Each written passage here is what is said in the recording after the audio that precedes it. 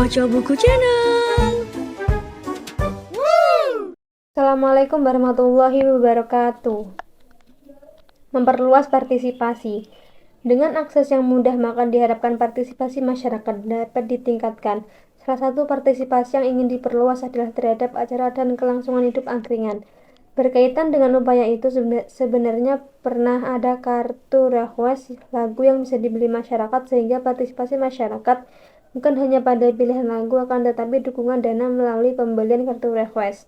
Kartu request dijual dalam bentuk lembaran kuarto yang berisi 6 kartu request.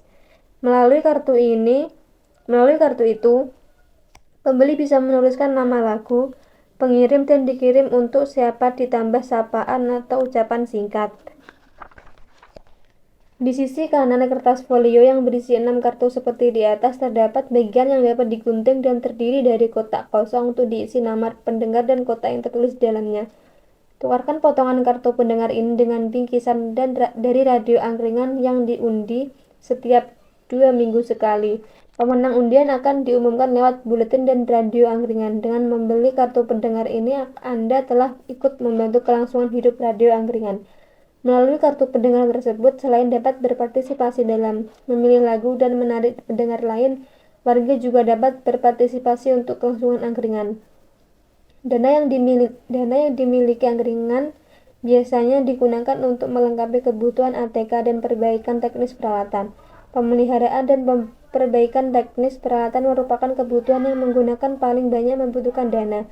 Akan tetapi penjualan kartu request akhirnya berhenti karena tak ada pengelola yang dapat secara rutin atau bergantian menunggu di studio pada siang hari untuk menerima uang dari pembelian kartu request. Akhirnya apabila ada yang datang, mereka hanya menuliskan permintaan lagunya saja kemudian menyelipkan ke dalam ruang studio. Selain partisipasi masyarakat untuk turut serta memilih lagu atau langsung terlibat apabila ada acara talk show, terdapat pula partisipasi yang tidak hanya mengisi acara akan tetapi juga mengelolanya. Pengelolaan ini mencakup tugas melakukan koordinasi untuk para pengisi acara yang rutin, yaitu 1 minggu 1 kali, menyiapkan dan menyediakan materi yang akan digunakan untuk mengisi acara. Angkringan memiliki 2 koordinator yang berasal dari warga untuk acara mocopatan dan sholawatan. Acara ini melibatkan beberapa kelompok masyarakat yang kemudian mendapat giliran untuk mengisi acara sesuai jadwal yang sudah disepakati. Sementara pengelola radio akan bertindak sebagai penyiar yang mendampingi pengisi acara selama siaran berlangsung, serta ada pula yang bertanggung jawab mengurusi hal teknis. Beberapa acara yang kemudian diisi dan dikelola oleh berbagai kelompok yang ada di masyarakat memungkinkan partisipasi masyarakat sebagai produsen. Dari segi produksi, media lebih terbuka. Saat ini terdapat 17 kelompok sholawatan yang berasal dari 16 dusun yang ada di Timbul Harjo. Tiap kelompok sholawatan beranggotakan 15-30 orang. Setiap mengisi acara, jumlah anggota yang datang dari tiap kelompok rata-rata berkisar 12-20 orang. Mereka aktif mengorganisasikan kelompok mereka sendiri untuk mengisi acara sholawatan tiap Senin pukul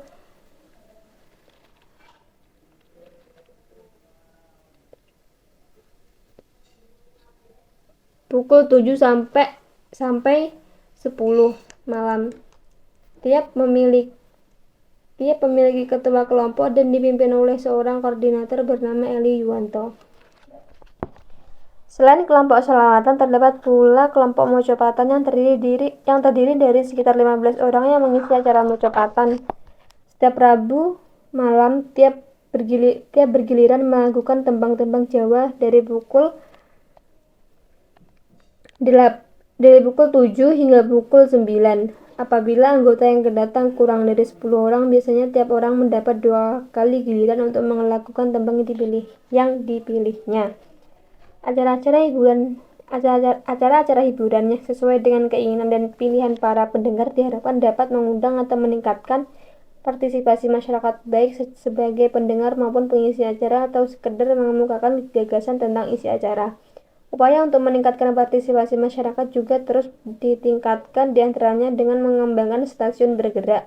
Angkringan memiliki pemancar mini, akan tetapi sulit untuk dibawa-bawa begitu saja. Selain berat, alat siaran yang harus dibawa cukup banyak sehingga akan butuh waktu lama untuk sampai di tempat acara yang akan diliput. Pada April 2003, dari perbincangan antar pengurus, tercetus ide untuk mengusahakan sebuah kendaraan yang dapat mengangkut seluruh peralatan siaran pemancar mini. Salah seorang pengurus mengusulkan merombak Vespa tua, yang lain menambahkan perlunya aki untuk siaran, kemudian agar tidak kehujanan diusulkan pula ada atapnya. Terakhir, ada yang menambahkan agar dirancang seperti warung yang menjual stiker, kaos, buletin, dan kartu pendengar. Permintaan lagu angkringan.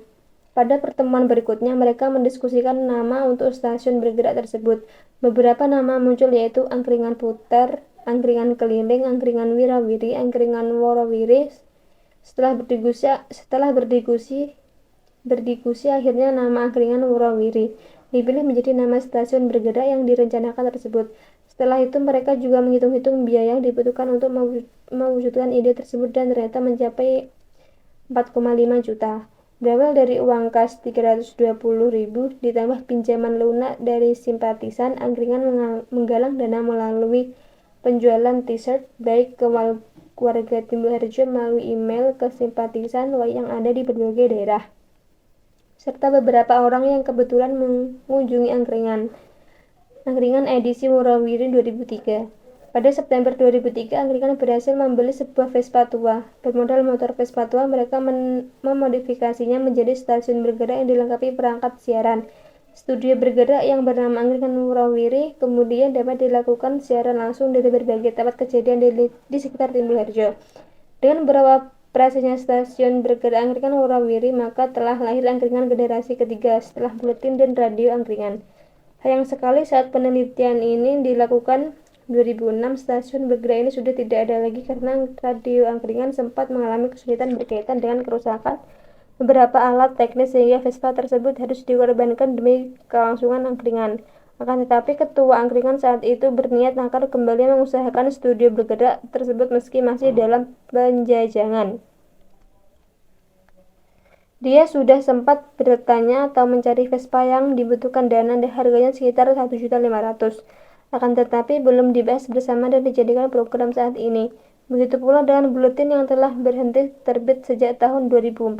Angkringan memiliki masalah keterbatasan SDM yang dapat terlibat sebagai pengelola buletin untuk mencari berita, menuliskan, memproduksi, dan mendistribusikannya.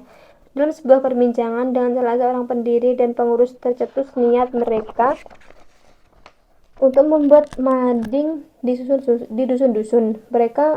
Menurut mereka, membuat mading lebih realistis karena untuk menerbitkan buletin mereka akan kewalahan dalam proses produksi dan distribusinya. Soal perizinan, tidak ada masalah karena angkringan sudah dikenal warga. Melalui mading, mereka berharap selain angkringan dapat menyampaikan informasi secara tertulis. Di setiap mading, mereka juga akan meletakkan kota yang dapat digunakan warga masing-masing dusun untuk memasukkan usulan, saran, komentar, atau pendapat mereka tentang berbagai hal yang dapat menjadi sumber berita atau bahkan untuk disiarkan di radio angkringan atau dimuat di mading berikutnya. 1. Intertekstualitas berbagai teks dan komunitas. Sesuai dengan kerangka analisis Fairclough, dalam bagian ini akan dibahas data di level mikro, dalam hal ini teks. Adapun analisis teks Fairclough merujuk pada beberapa aspek, yaitu dari representasi, relasi, dan intertekstualitas. Untuk melihat representasi, maka dilakukan analisis terhadap pilihan kata atau tata bahasa. Melalui analisis tersebut dilihat bagaimana seseorang, kelompok, kegiatan, tindakan, keadaan, atau sesuatu yang ditampilkan pada teks representasi. Analisis terhadap pilihan kata atau tata bahasa ini dapat dilihat dalam anak kalimat, antar anak kalimat, atau dalam suatu rangkaian kalimat.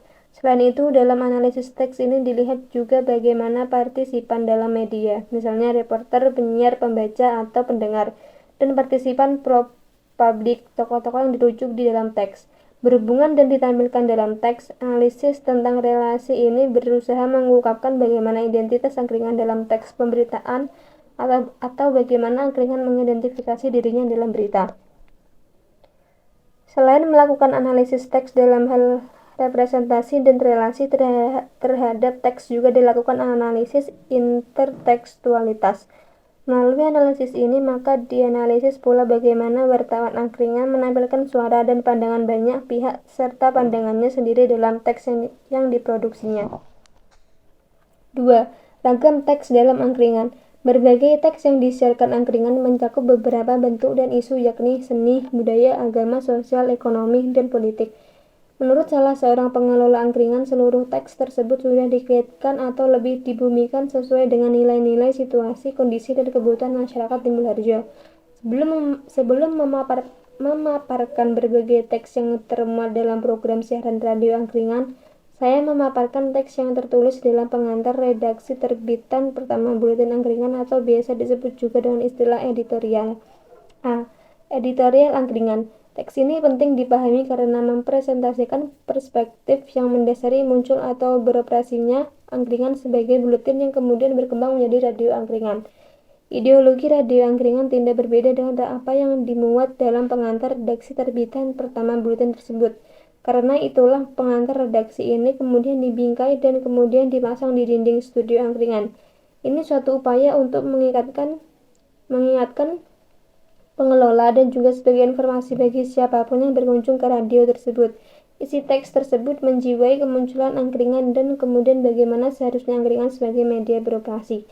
Pada bagian berikut dipaparkan seluruh isi pengantar redaksi buletin angkringan yang terbit untuk pertama kalinya tersebut, tepatnya pada 14 Januari 2000. Melalui isi editorial ini terlihat beberapa aspek yang melandasi, latar belakangnya dan mewarnai serta memberikan arah pada pendiri angkringan. Isi editorial ini juga memberikan gambaran aktor-aktor yang terlibat di dalamnya. Kenapa angkringan? Anggaplah Anda baru saja membeli segelas kopi atau sebatang pisang goreng sembari bercanda memperbincangkan berbagai persoalan yang tengah berlangsung di sekitar Anda di sebuah warung remang-remang yang acap kali disebut sebagai angkringan. Bukan sebuah kebetulan ketika buletin ini dinamai angkringan. Sesuai namanya, media ini hadir untuk memberi tempat bertemunya berbagai gagasan, perbincangan, keluhan, bahkan gugatan sekalipun. Bagaimana fungsi alamiahnya, media diterbitkan untuk memberikan informasi, ajang komunikasi, hiburan, media pendidikan, dan kontrol sosial. Mungkin suatu ketika pembaca angkringan Anda akan kaget, benci, tertawa, atau bahkan marah. Tapi percayalah bahwa media ini bukan hadir untuk membela seseorang, kelompok, dan memojokkan orang atau kelompok lainnya. Tidak juga untuk mengacaukan suasana, memancing amarah, dan menebar sikap permusuhan. Dia hadir untuk menumbuhkan kejelasan persoalan pengawasan atas kekuasaan dan saling pengertian. Yang menggerakkan media ini bukan uang atau kekuasaan, tapi didasari pada moral, sikap adil, dan niat baik. Pembaca selamat menikmati angkringan. Pengantar redaksi Buletin Angkringan 14 Januari 2000. Alenia pertama mempresentasikan bagaimana setiap komunikasi yang sangat akrab dengan kehidupan masyarakat Jogja, termasuk komunitas Timbulharjo, penggunaan kata bahkan kemudian dilanjutkan dengan kata gugatan sekalipun menekankan kebebasan yang ditawarkan angkringan untuk menyampaikan kritik. Hal ini menjelaskan mengapa kemudian angkringan ditunjukkan untuk melakukan fungsi kontrol sosial. Selanjutnya kalimat, mungkin suatu ketika pembaca angkringan Anda akan kaget, benci, tertawa, atau bahkan marah, merupakan upaya menyadarkan pembaca angkringan untuk siap dengan kebebasan menyampaikan pendapat sekaligus siap menerima kritikan dari pihak lain. Dalam budaya Jawa, perbedaan pendapat yang diangkat ke permukaan dan kritikan yang dapat membuat pihak lain marah merupakan hal yang dihindarkan. Untuk itu, alinea berikutnya berusaha mengantisipasi pandangan buruk yang mungkin muncul terhadap angkringan. Ditegaskan dengan kata, tapi percayalah. Kata-kata ini seolah ingin meyakinkan bahwa prasangka dan kekhawatiran pada angkringan tidak perlu ada karena angkringan tidak mungkin bermaksud seperti yang dikhawatirkan. Rangkaian itu kemudian disusul dengan kalimat pertama pada alinea terakhir yang menegaskan tujuan angkringan yang perlu dipercaya adalah dia hadir untuk menumbuhkan kejelasan persoalan, pengawasan atau kekuasaan dan saling pengertian. Alinea ini kemudian ditutup dengan kata-kata tentang nilai-nilai luhur yang dimiliki angkringan. Yang menggerakkan media ini bukan uang atau kekuasaan, yaitu moral, sikap adil, dan niat baik. Akhirnya di bagian bawah sebagai kalimat penutup tertulis pembaca selamat menikmati angkringan. Kalimat terakhir ini menekankan pembaca sebagai subjek yang dihargai dan juga ingin dipuaskan atau dilayani dengan baik. Ini sebuah upaya membangun relasi yang positif antara pengelola angkringan dengan pembacanya. Analisis intertekstualitas menuntut kita sebelum memaknai teks editorial tersebut harus memahami situasi sosial, budaya dan politik di Timbul Harjo. Walaupun di permukaan tidak ada konflik yang berarti, akan tetapi sebenarnya disadari bahwa ada hal-hal yang sebenarnya tersembunyi. Secara singkat saya paparkan bagaimana situasi yang terjadi di Timbul Harjo walaupun tak terlihat tapi dirasakan oleh masyarakat. Di Timbul Harjo, banyak pihak yang sebenarnya tidak puas atau merasa tidak diperlakukan adil oleh para pamong atau birokrasi desa. Akan tetapi mereka tidak berani mengungkapkan pendapat mereka. Mereka diam karena memperkirakan bahwa bila masalah-masalah itu diangkat bisa saja membuat sekelompok orang marah. Sebagian warga masyarakat selalu menjaga hubungan baik satu sama lain dan berusaha percaya bahwa masalah itu muncul hanya karena ketidakjelasan permasalahan, bukan karena kesalahan orang-orang tertentu. Ikatan kolektivisme yang selalu ingin dipertahankan tampaknya mendasari sikap-sikap tersebut. Hal itu tidak lepas dari konteks budaya Jawa dalam hal komunikasi antar anggotanya. Konteks budaya Jawa yang sangat menjaga hubungan baik mewarnai strategi komunikasi yang dioperasikan secara hati-hati dalam editorial tersebut. Kehati-hatian itu juga dapat dikaitkan dengan kelompok pengelola yang semuanya relatif kelompok muda di komunitas tersebut.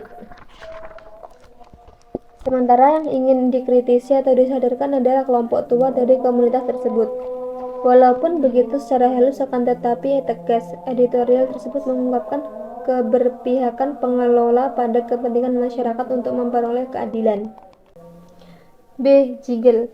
Jingle adalah semacam lagu singkat yang diputar sebelum acara dimulai atau selingan selama acara dimulai. Di radio angkringan terdapat beberapa jingle atau jingle iklan, jingle radio, dan jingle untuk tiap acara atau program siaran. Selain sebagai pengantar acara dan selingan, jingle juga merupakan upaya untuk menunjukkan identitas baik identitas radio, penyiar maupun acaranya. Jingle angkringan. Tetaplah di frekuensi 97,05 FM Radio Angkringan, radio komunitas warga yang disiarkan dari Kompleks Balai Desa Timbul Harjo, setiap hari jam 7 sampai jam 11 malam. Pada jingle 1, identitas yang ingin ditunjukkan adalah identitas radio. Hal utama yang mereka representasikan bertujuan untuk mengingatkan identitas radio dan bagaimana mengakses radio tersebut dengan memberikan informasi nama, frekuensi di radio, lokasi studio, dan waktu siaran. Penyebutan lokasi selain memberi keterangan lokasi ini juga merupakan informasi mengenai kedekatan lokasi studio dengan tempat tinggal pendengarnya. Hal ini menjadi penting karena sebagai media komunitas angkringan berharap warga lain juga aktif terlibat dalam proses produksi di angkringan. Informasi lokasi juga mengindikasikan bahwa jangkauan siaran hanya untuk warga sekitar sehingga tidak perlu memberikan alamat jelas dari kompleks balai desa tersebut. Ini mengasumsikan bahwa warga Timbul Harjo mengetahui letak balai desanya. Hal ini juga menyiratkan bahwa balai desa bagi komunitas di Timbul Harjo adalah tempat yang penting sehingga diketahui oleh semua warga Timbul Harjo. Jingle kedua juga berkaitan dengan identitas, akan tetapi identitas tentang program acara. Selain menyampaikan jadwal siaran, yang terpenting disampaikan dalam jingle ini adalah nama panggilan penyiar dan nama acaranya. Seperti kebiasaan radio umumnya, maka para penyiar angkringan juga menggunakan nama samaran. Nama-nama tersebut mereka pilih dengan pertimbangan unik sehingga mengingatkan pendengar pada mereka dan acaranya. Jingle kendang angkringan. 2. Selamat malam, selamat berjumpa lagi. Saya Pak Ijo yang akan mengawal dari pukul 7 malam sampai 9 nanti untuk acara goyang dangdut angkringan. Selamat mendengarkan. Hal menarik dari kedua jingle itu adalah mengabaikan subjek yang mereka tuju.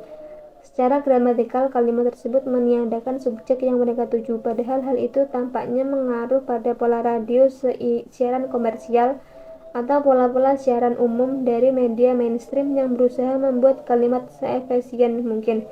Kedua, penggunaan teknologi siaran radio seolah-olah dipahami harus mengikuti formal demikian. Tak ada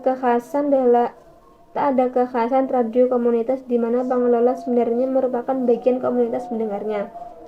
Secara substansi sebenarnya dari sisi komunikasi pengambilan subjek yang dituju memperlihatkan relasi tak setara antara penyiar dan mendengar.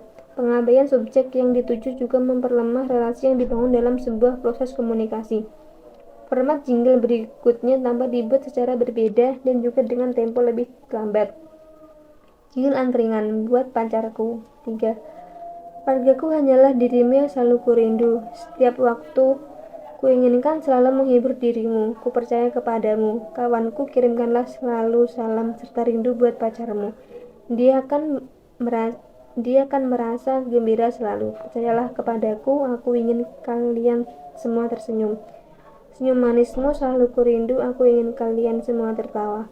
Ketika dengar suara penyiaran, wargaku janganlah coba-coba memindahkan gelombangnya radio angkringan 97,05. Dengarkanlah.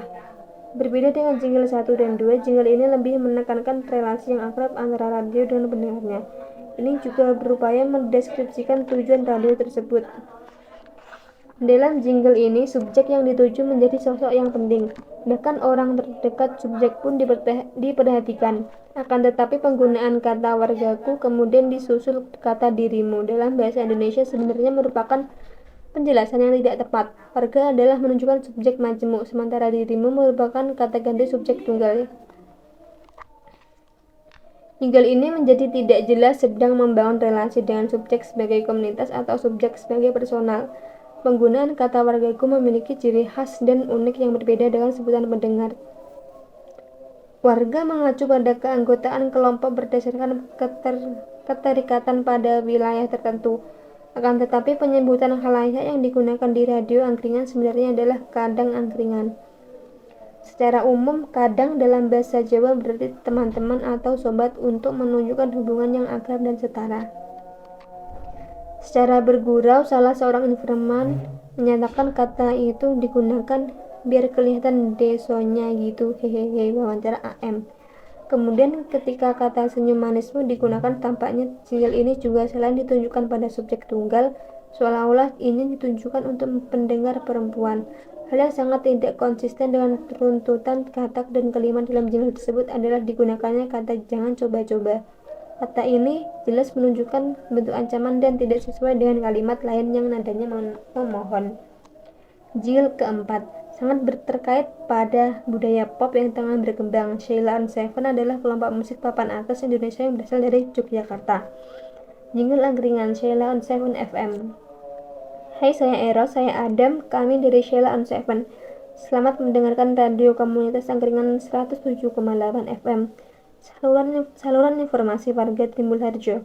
Partisipasi mereka adalah jingle. 4. Dapat dimaknai atau memberikan beberapa indikasi. Pertama, keterlibatan anggota Sheila on Seven di angkringan mengesankan bahwa sebagai radio komunitas angkringan cukup terpercaya. Kedua, penggunaan suara atau sosok anggota Sheila on Seven juga mengindikasikan pengelola merasa memerlukan ikon-ikon budaya populer untuk menarik perhatian khususnya kalangan muda. Ketiga, sebagai radio komunitas, ia tak mungkin membayar kelompok ternama ini. Hal ini juga dapat mengindikasikan para pengelola memiliki hubungan yang luas dengan kelompok-kelompok penting di Yogyakarta. Keempat, selain dapat menjadi motivasi, hal ini juga dapat dimaknai adanya kebanggaan kolektif yang menjadi ikatan komunitas bagi masyarakat Yogyakarta yang mampu melahirkan kelompok band ternama. Hal terakhir yang perlu diperhatikan dalam jingle ini adalah penggunaan ikon kelompok hiburan, akan tetapi justru di kalimat terakhir ditegaskan bahwa radio komunitas angkringan adalah saluran informasi. Kalimat agak berjarak dengan penggunaan ikon apabila tidak ditambahkan misalnya dan hiburan. Tampak bahwa ide dasar radio angkringan secara operasional sudah beradaptasi dengan dominannya media sebagai hiburan, akan tetapi pembuat jingle masih tetap konsisten dengan ideologi awal pembentukannya, yaitu saluran informasi. C. Musik. Kekuatan media khususnya radio sebagai media hiburan adalah aspek hiburan musik. Hal ini tak lepas dari kekuatan radio sebagai media audio. Tak heran apabila musik sebagai hiburan menjadi salah satu materi yang memiliki beberapa program di radio angkringan. Salah satu program musik radio angkringan adalah musik pop yang dikemas dengan nama program Pop Hits Indonesia. Tak lepas dari tujuan untuk bersikap kritis, maka lagu Iwan Fals memiliki arti penting di radio angkringan. Lagu-lagu Iwan Fals memiliki program tersendiri untuk diperdengarkan kepada komunitas tim Harjo. Program khusus yang memutar lagu-lagu Iwan Fals itu dinamakan Koleksi Iwan Fals. Salah seorang penyiar mengemukakan alasan lagu Iwan Fals termasuk yang dipilih untuk disiarkan secara khusus dalam program tersebut di angkringan. Soalnya kan liriknya itu loh, kan lagu Iwan Fals banyak mengkritik pemerintah. Nah kan sama kita juga di angkringan ini banyak mengkritik pemerintah desa itu loh, wawancara ST. Selain lagu-lagu Iwan Fals yang bernada protes, lagu-lagu lain yang juga mempermasalahkan keadilan bagi masyarakat bawah yang merasa terbuang dan tertindas juga menjadi salah satu koleksi yang sering diperdengarkan. Lagu-lagu gitu diantaranya seperti lagu dari Shirley yang judul Marsinah yang memiliki lirik berikut. Ini lagu kematian yang masih dipersoalkan. Menimpa saudara kita, gadis manis putri bangsa, kami mohon keadilan. Untuk harta dan martabat, mengapa jiwa melayang? Penuhi lembaran koran. Weayo, oeayo, ayo. Saudaraku yang terbuang, saudaraku yang tertindas, saudaraku Marsinah mati tidak sempurna. Koleksi angkringan 2006. Untuk memaknai atau memahami makna lagu tersebut, maka pendengar harus paham tentang kasus Marsinah. Kasus yang pernah menjadi isu besar di negara ini yang mereka representasikan dalam kata-kata penuhi lembaran koran. Marsinah adalah buruh di kawasan industri Porong, Jawa Timur yang kematiannya sempat mewarnai media massa baik lokal maupun nasional.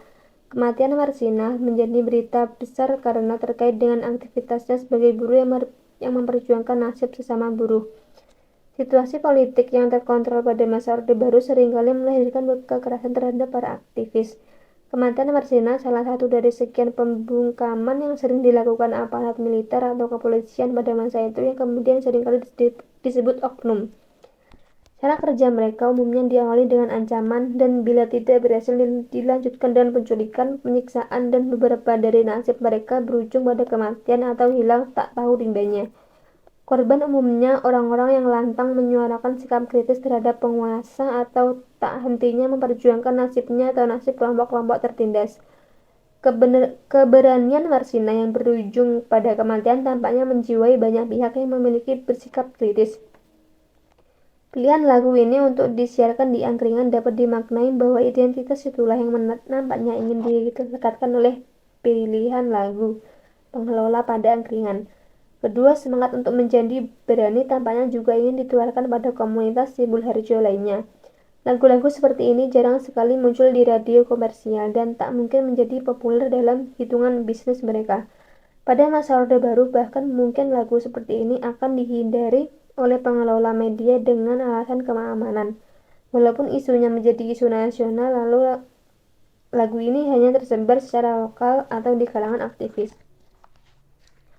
Kelompok Shirley yang merupakan kependekan pinggir kali kelas mengusung identitas kelompok marginal dan tertindas.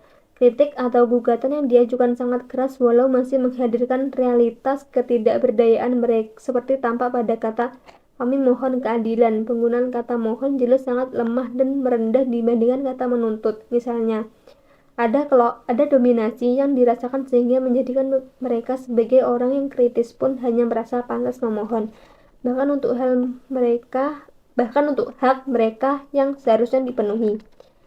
Marsinah bagi kelompok pencipta lagu ini, kelompok marginal yang merasa tertindas dan juga yang mengusung dan memperluasnya termasuk angkringan adalah sosok yang sangat dikagumi sehingga mereka sebut gadis manis putri bangsa. Kata putri menandakan sebuah penghormatan besar terhadap sosok Marsinah sebagai warga masyarakat biasa dalam konteks pencipta atau pengusung lagu ini yaitu masyarakat yang masih lekat dengan eksistensi kerajaan atau kebangsaan dalam budaya Jawa Yogyakarta. Kata saudara dalam lagu ini juga menekankan kesamaan nasib dan penderitaan sebagai orang terbuang dan tertindas yang kemudian bisa mengalami nasib yang sangat buruk sebagai seorang manusia yaitu mati tidak sempurna. Di dalam ketidakberdayaan ada kekuatan yang masih mereka miliki atau perkuat yaitu persaudaraan. Persaudaraan yang menjadi salah satu kekuatan mereka untuk memperjuangkan bukan sekedar harta, tetapi harta dan martabat yang berhak mereka miliki atas nama keadilan. Selain musik dalam negeri, sebagai hiburan angkringan juga memutar lagu-lagu dari luar negeri dalam program bertajuk Lagu Mancanegara. Selain lagu-lagu luar yang diputar dalam program lagu mancanegara, secara khusus angkringan juga memiliki program yang secara khusus memutar lagu-lagu Malaysia dalam sebuah program tersendiri yang bernama Lagu Malaysia. Saat ini menurut salah seorang penyiar dalam program tersebut, yang paling sering diputar adalah lagu-lagu Siti Nurhaliza. Menurut informan, sosok Siti Nurhaliza sebagai penyanyi pop yang cantik mendapat tempat di hati komunitas Timbuharjo tak lepas dari penampilan penyanyi ini. Lagu dan kecantikan Siti Nurhaliza tidak berbeda dengan penyanyi lainnya, akan tetapi kostum yang selalu digunakan Siti Nurhaliza menarik simpati banyak orang termasuk komunitas di Timbuharjo. Setiap kostum yang dipakai Siti Nurhaliza selalu dapat dikategorikan sopan dalam konteks budaya Timur. Ini sebuah penolakan yang ditunjukkan pada gaya pakaian penyanyi pop yang dianggap tidak sesuai dengan budaya mereka. Sementara untuk lagu-lagu kenangan angkringan memutar secara tersendiri dalam program bernama Bakmi Angkringan, kependekan dari Bursa Lagu Kenangan Masa Silam. Pilihan lagu-lagu ini menurut salah seorang informan selain memang ada khalayak angkringan yang menyukai tergantung pada kesenangan penyiarnya juga.